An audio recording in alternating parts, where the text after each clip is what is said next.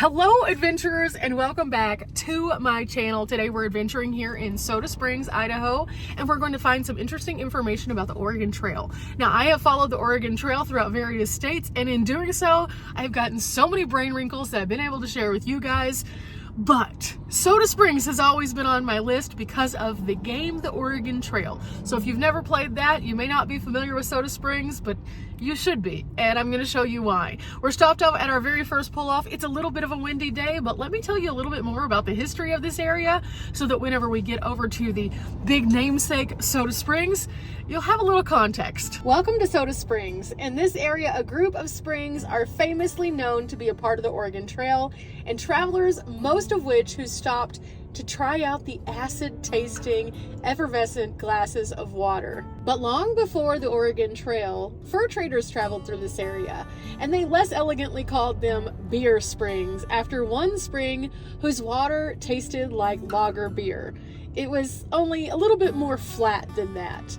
Another, Steamboat Spring, made sounds exactly resembling the high-pressure steam engine, and both springs are now drowned in modern reservoirs, but others still can be tasted and checked out here in the Soda Springs area. But in 1870, Brigham Young visited here and established the present town site just east of the earlier location. Brigham Young, that's the big guy. That's the big guy, BYU, huge in the church. That guy. And he came here to start establishing the community and wanted it to be something much bigger than what it was at the time. And in doing so, that was actually how a lot of different places were developed in this region. So it's pretty cool to see that even at a roadside stop you can get some context. But now we are off to go to the spring itself. There's a couple of them that we can go to. There's also a couple that are under the reservoir now, as we learned.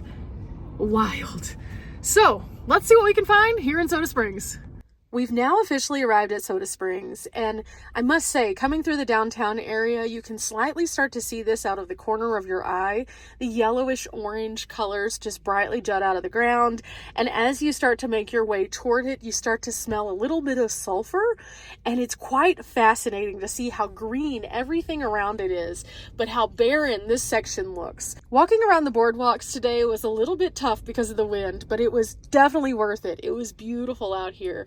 Being able to see the geyser starting to trickle out and then spew a little bit more here and there. You could see how the hydrothermal power would work behind it and how it could definitely change the landscape in a flash if it decided to go off and become a little bit more violent like some at Yellowstone do.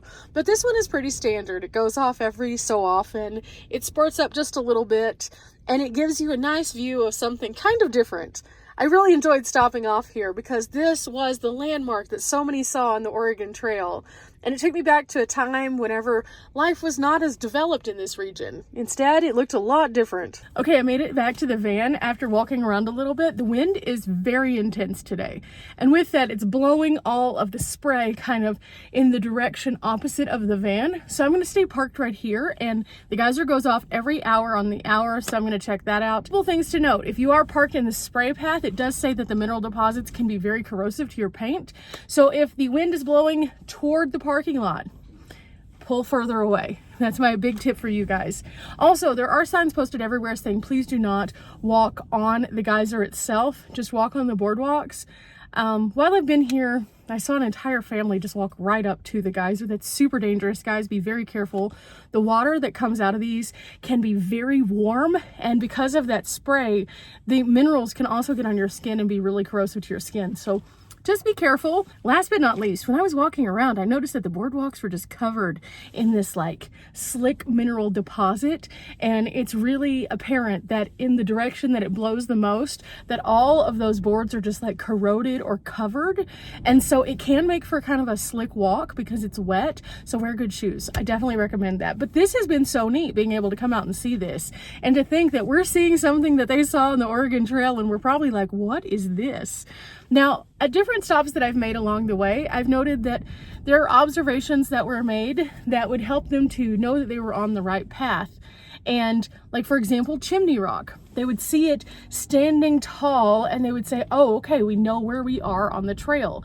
This was one of those stops that once they got to this place, they knew basically that they were so far along on the trail, but also as the towns continued to start popping up around, they knew that that was a place that they could find supplies.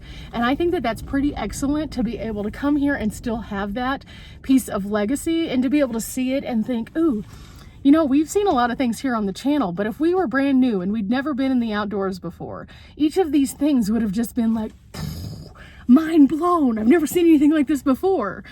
And so that's really a neat feeling to have as you get to see these things. So yeah, I think that's pretty epic and a reason why we're stopping here in Soda Springs.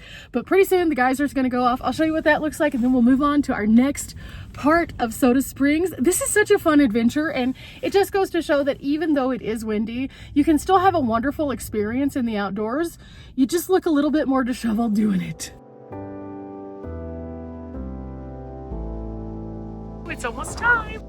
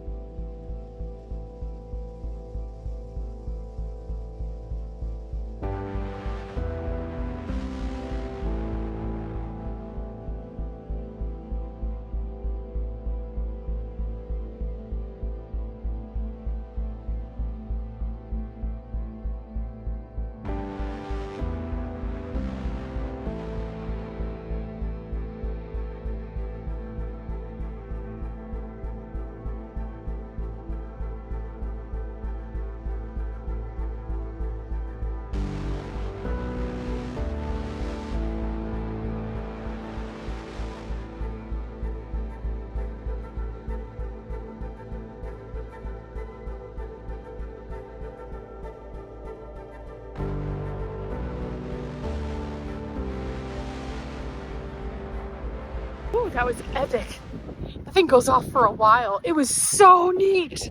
Every hour, on the hour, the parking lot fills up rapidly. As you can see, all these people pulled in just a few minutes before the hour so they could see it. In order to go follow up on some more history, we're about 2.4 miles away from Hooper Springs, and there we'll learn a little bit more about what makes this area so neat. Now, in addition to learning about Beer Springs and Soda Springs and Hooper Springs, we've learned a little bit about the Oregon Trail. Not too far away from here is the giant National Oregon Trail Center, which I think I'm gonna have to visit on another video.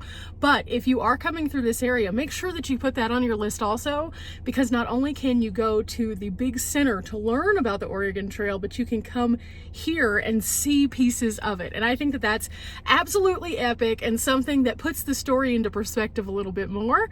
But Hooper Springs is a part of this as well. It's located just a couple miles away, and it's another spring that they would have been able to derive spring water from. Now this one is said to be like a sparkling water. So when you scoop up the water, it's like a carbonated water. I'm not going to be trying it out today, but a lot of people have said that it definitely is like a really rough tasting sparkling water. So I can only imagine it's kind of, does that make sense?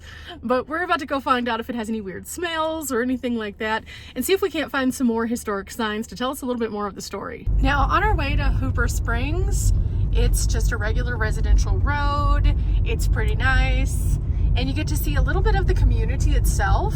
There's some really neat things here on the downtown strip area, but they're doing some construction. This is more of a residential area, but it does pass by the school and a few other businesses as well. I'm always trying to see what's available in a town when we go exploring and seeing these special sites.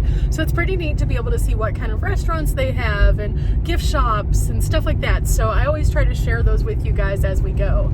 But here in Soda Springs, they focus more on the historic side of the springs. And in doing so, you get to come out to these various park points like the Geyser Basin that we were just at, or now we're on the Heritage Trailway toward Hooper Springs. And so this is going to be very interesting. It looks like they do right alongside the road here have a really nice bike path. So there's lots of outdoor recreation that you can do in this area also. So that's pretty neat. Now, something pretty neat about all of these is even though the signs are a little worse for wear, you can find historic photos on them, and then you can find quotes and things like that. So definitely a great way to learn a little bit, but also the Oregon Trail website has some great information about each of these stops. Hooper Springs is known for the picturesque views, and because of that, they made a park here. The park itself is absolutely wonderful and a great place for everyone to come and recreate.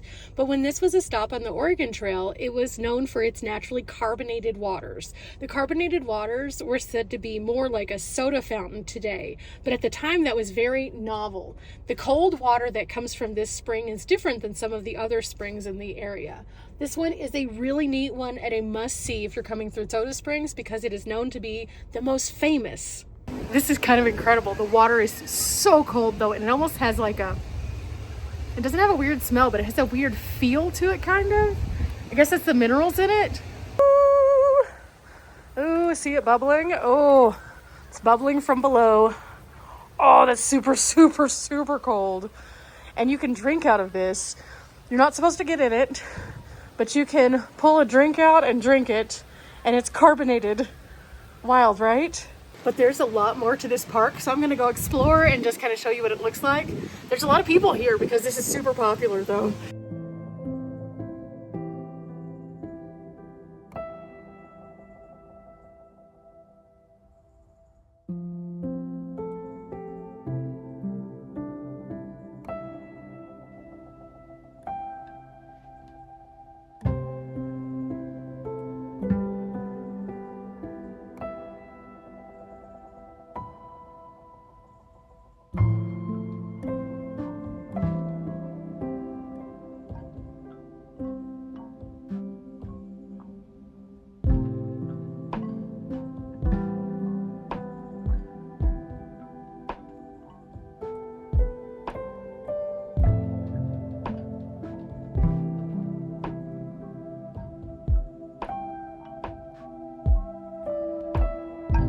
That was incredible. The water felt amazing. There were so many families out here recreating here. And again, we're in the footprint of the Oregon Trail. Now, along the way, I did find something else that you might be interested in doing if you are in this area.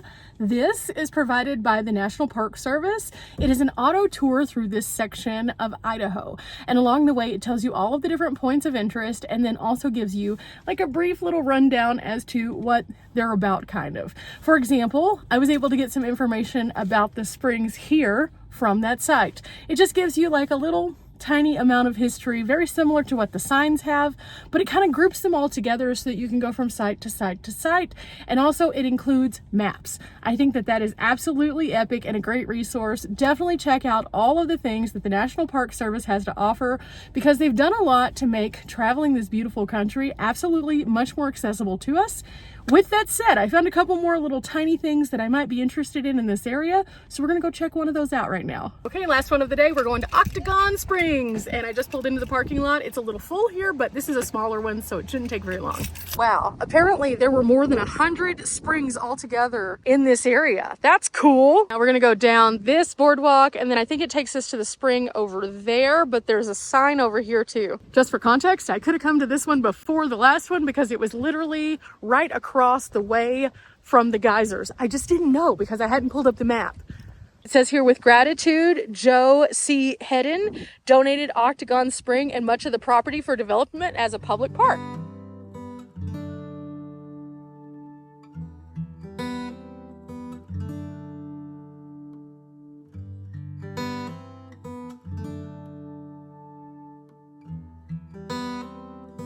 Oh, here it is. Oh, this one's a bubbler. This is cool.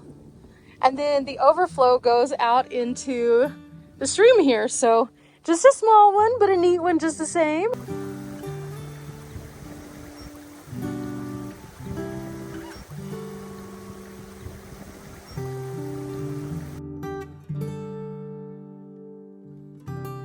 Okay guys, that's gonna do it for us here in Soda Springs. I hope you've enjoyed coming along for this tour.